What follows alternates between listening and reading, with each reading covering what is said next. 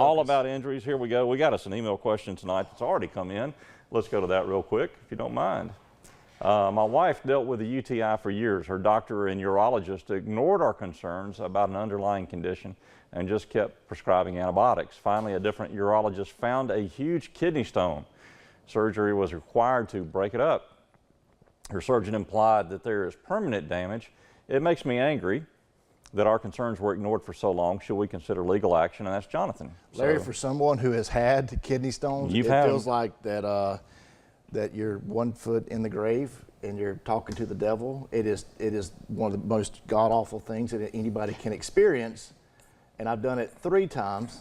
But it's been 10 years since you've been to the hospital for this. But I mean, but you remember this. That's what I'm saying. Oh Lord, I mean, I've had nurses tell me that it's more painful than having a child, which I will never experience that, thankfully.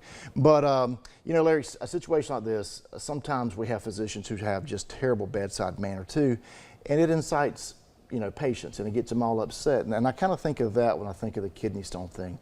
Unless there's some type of significant injury that's been done because the kidney stones were not removed for several years, I'm just not sure that there's a good cause of action of a long-term physical damage that someone can file a claim for.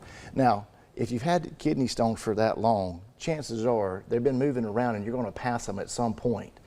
And if you have any type of kidney failure or any type of long-term significant injuries because of the failure to diagnose, that may be a different story, though. Right, but just passing the kidney stone or having it broken up in that procedure, and that procedure is no fun either, but you still would have had the procedure anyways. Now maybe what she could do is call the physician in and just punch him in the face for not, kick him somewhere else. Right, because it's terrible. I mean, the kidney stones are just awful, awful, awful, but I'm not sure that a case such as Jonathan's wife's case would really rise to a cause of action. But Jonathan, like we say, reach out to a law firm. We do medical malpractice, but reach out to a law firm and make sure that they do a complete and thorough evaluation going just by the email.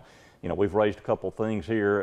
Is there some permanent condition that wasn't mentioned? Right. Is there some permanent problem that's there? A lot of different things that go on with making these decisions. But in a medical malpractice case, you have to have that permanent injury, and it has to be life-altering, life-changing because of the economics involved with pursuing any type of medical malpractice action. Well, you're one of the few in our region that are still reviewing medical malpractice cases. I mean, for that reason, yeah, right, because the costs are so significant, and when you jump in head first on a case, we're always figuring out the angles that we're going to take. But I mean, we're spending tens of thousands of dollars from the get-go just to investigate these cases, and over time there's a lot of law firms in our region, that's not our local area but our region, that are no longer taking medical malpractice cases because maybe they're not skilled enough to do it, but also they just don't have the time or the energy to want to do it.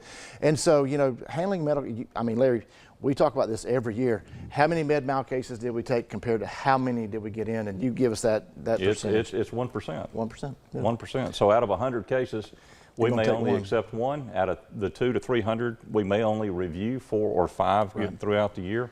And even though we take them and we evaluate them, sometimes our experts come back and say no. And in each one of the cases, the reason why Chris mentions, sometimes it's tens of thousands of dollars with experts. In medical malpractice cases, you just can't take what this doctor has told you, Jonathan, or told your wife. You can't just take that.